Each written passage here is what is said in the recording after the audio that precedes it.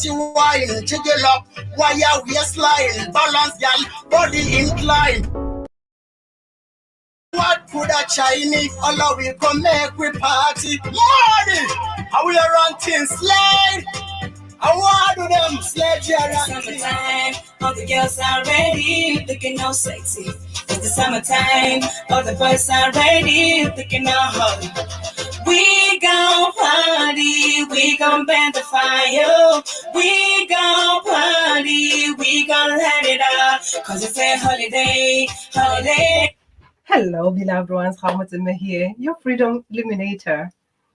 Yeah, and I love talking about freedom, right? And you know what I believe really is the foundation of our freedom. What gives us really freedom? The self-authenticity. Because everything is about you. Whatever kind of relationship you want to have, it's about you. Whatever joy you want to bring into your life, it's about you. Do I deserve joy? Am I open to receive it? Do I deserve a loving relationship? Am I open to receive it? Do I deserve a six-figure business? Am I open to create it? You know, people are holding into things to say, oh, I want this and all that. It's all about you because we are always creating a version of us. And we are here where kind of like the universe is asking us to press a reset button and say, whatever that was, whatever that I felt I am not worthy of receiving, whatever stories that you have been telling yourself, wherever that you've been creating from, are you willing to let all that go and now claim who you are and what is rightfully yours? This is why I'm asking you, who do you wish to become? Who do you choose to become? Because every decision that you make in your life, it's really determined by this, who you are. Who are you? And it's very funny. I was just thinking about this today before the call. I was just sort of a little bit of looking at my life back then. And I'm like, it's like, since I came here, the whole thing, and it's actually for all of us, but my life was more about find who you are. But there is how it came through, because I cannot even remember how many times I was asked this question. Probably you've been asked this question as well, and you never felt good about it. Who do you think you are? It might be coming up with that, who the hell do you think you are, from partner, whatever. Hello, beautiful goddess. Oh, I'm so grateful that you're here with me. I love you. I love you so much. Yeah. So I've had that even when I was a child, where I was questioned, who do you think you are? And one of the things that the line that my mom used to say is like, you are not like any of my children. And unconsciously, I used just to respond to say, of course. This is why my name is I cannot be like anyone. I cannot be like them. But what we don't realize is that even though I was outspoken and thinking my own thoughts, and I was always adamant to say, I'm going to be myself. I'm going to speak my own thoughts and feel my own feelings and all that. What I didn't realize is like subconsciously, there was a part of me that was really longing to just be accepted as I was. And there was a part of me, like I said, I love that yesterday it was Father's Day. Oh, and I wonder what the Father's Day brings to you. Because for me, the Father's Day, it's like I said, it symbolizes like the freedom that I chose. The freedom that I chose. Because for a long time, I realized later that my relationship was more like, I want to save my father. I was addicted to hope. That was my addiction, hope addiction. It doesn't matter what relationship I got into. My go-to was like, I'm going to save this man. And maybe when I save him, he's going to realize how awesome I am, how magnificent I am. Then he's going to love me. And I'll go ahead knowing who I am, looking for the job that I want. I get it. And then I chicken out because I don't believe that I'm worthy to whether be a leader or to have that kind of a job or to be paid that much. And then I don't perform as I want to. I don't speak. I don't, I chicken out and I play small. And eventually things don't go the way I want, where I get to be reminded that I'm the one who hired you. Therefore, I am the one who can also fire you. And like I said, there was the question of who do you think you are? It was asked a lot in my family because I was outspoken. It was asked a lot in my relationships. Who do you think you are? But the only time that I got it was when I was going through the whole issue with my children. When it's find who you are without your children, without your career, without your parents. And I was like, oh, okay, who am I really? Because I had to look in the relationship that I was in, which was one of many relationships where there was the alcohol issue, alcohol problem, but I was busy judging it and really wanting to eradicate that problem so that someone can be present and then I can feel happy and then I can start opening up and start living my life. But I was more focusing on the potential that they had in their life. And it was like, I'm the one who is here to save them so that they can really unleash the potential that they have so that they can start feeling joyful and then maybe I can feel joyful. So my hope addiction is what really put me in that space of holding into things that were really, it was not for me to change. They were not even in my control, and it's not for me to decide when they're going to change and when they're going to change and whatever change that they bring, there's no guarantee that even if they change, they're going to make me happy, because my happiness was on my own journey, which is like being what I'm being and doing what I'm doing. And that, who do I choose to become? It's one of the questions that really helped me to make a decision.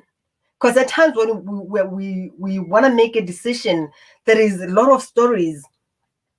Oh, what if my family, my children, my partner, we think about everyone. What would they say? Am I really that nice person if I decide to do this? What if they think that I was in it for my own benefit or whatever, or if I stayed this long, like in my case where someone asked me that, if you see this as a problem, why did you stay for this long?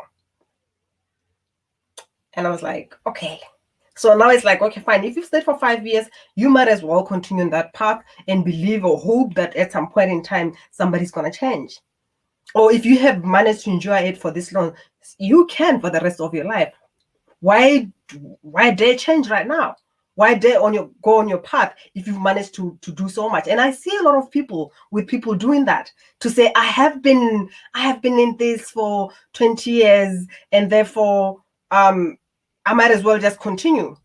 And if you have next 6 years to live, and the next 6 years is like the next 6 years that is gonna be, wow, they are most amazing orgasmic living where you're just creating and are you gonna miss on that? Because it's all about experience. You might have spent the last 20 years feeling like shit, and you have an opportunity to have maybe the next 20 years, maybe the next 10 years. Because for me, even if it's 6 months, I would go for it.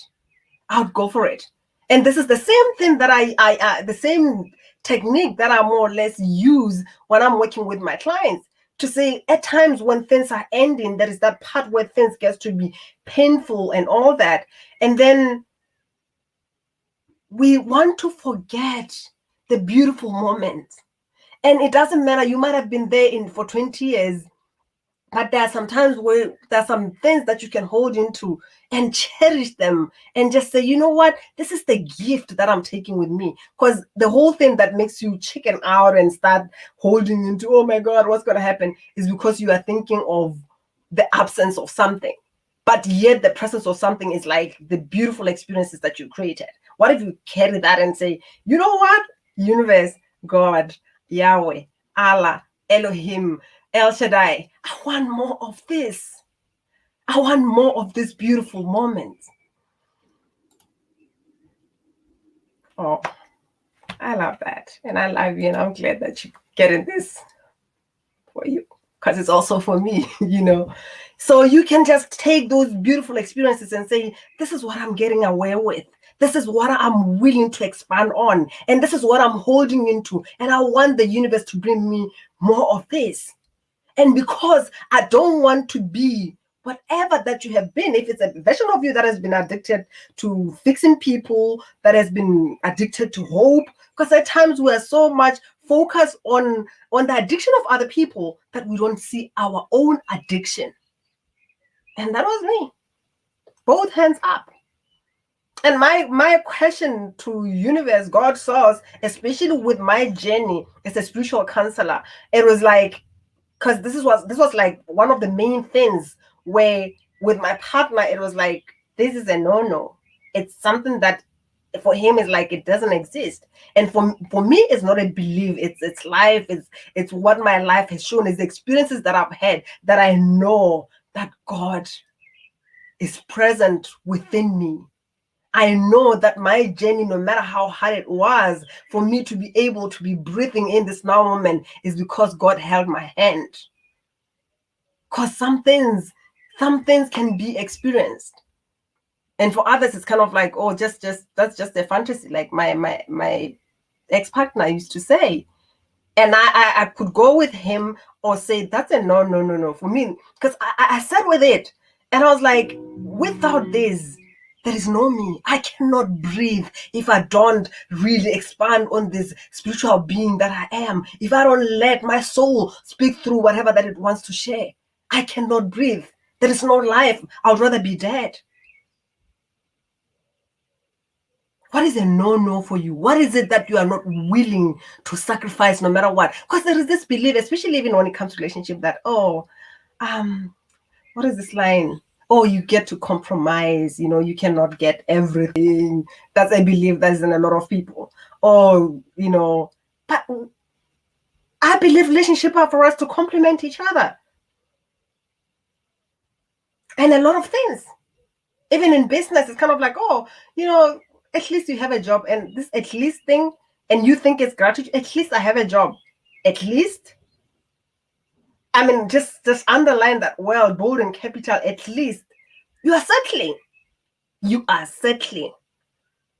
So who do you choose to become? Are you choosing to become that person who is settling for something less just because I don't want to upset other people, just because I don't want to be seen as someone who is self, whatever the word, it doesn't come through, like I want more, what is the word, by the way? There's a word that selfish, exactly. There's the word that where I don't want to be seen as someone who is selfish if I want more.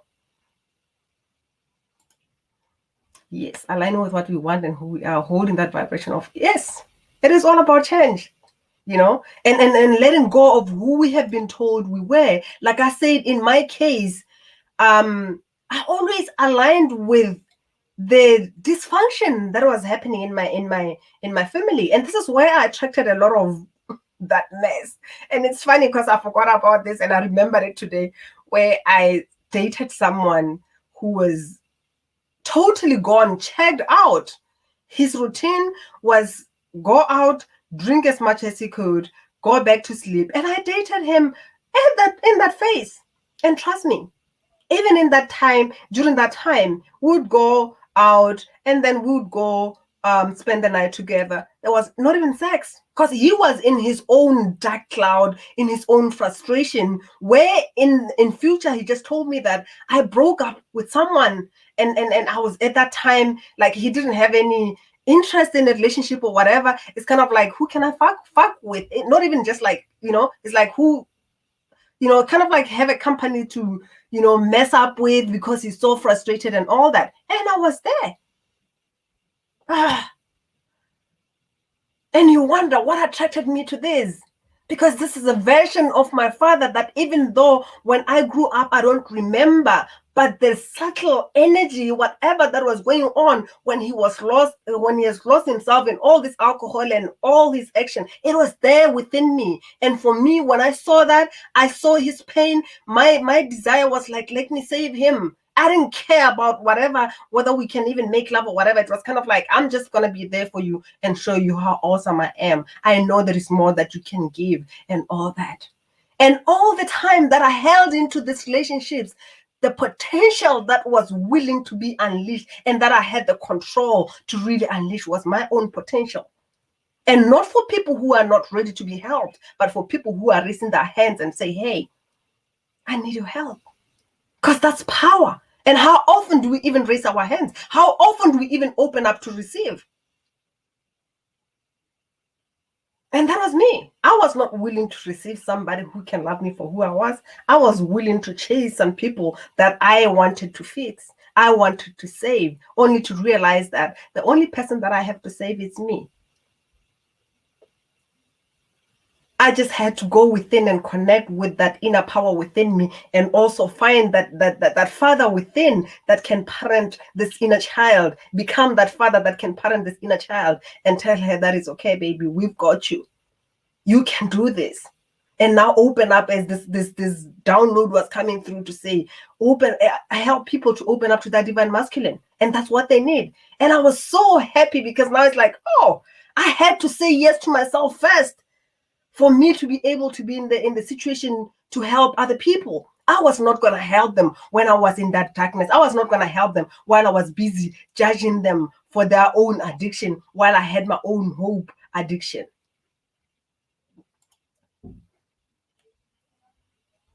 Yes, we do that a lot, where we align with the dysfunction, and it becomes our identity. Even some of the victim experiences that we had, because it's a difference to have a victim experience and to have a victim identity. And we often do that, where now, okay, I went through this and this is my identity, and we keep telling ourselves the same story to say, oh, no one loves me, nothing is going to happen, and all that. This is why we had to snap out of it. And I was telling one of my clients last time to say, snap out of it. Self-nurturing activates the inner power. Self-nurturing activates our potential. That's when we get to see who we really are. We just get to snap out of it. And when we snap out of the story, then we really get to see who we are and the power that we truly have, not the stories that we've been telling ourselves. Because we are not our experiences. We can change and choose to have different experiences, because like I said, it's about who we are. Who do you choose to become? In every moment when you want to make a decision and you see yourself stepping around telling yourself story, the question is, who do you want to become? Even in this now moment, are you willing to press that reset button?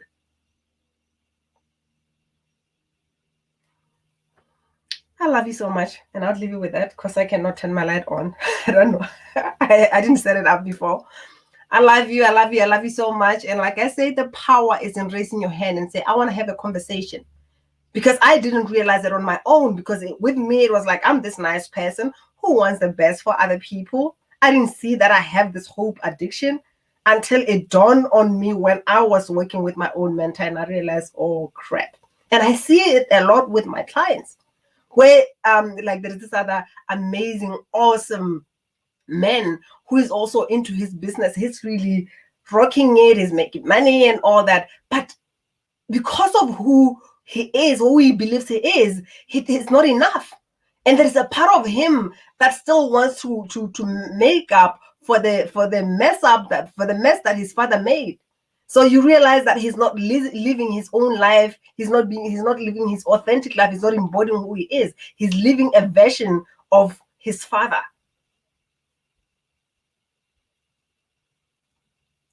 So we get to choose, beloved ones. And with that, if you want to have a conversation, I'm available for you.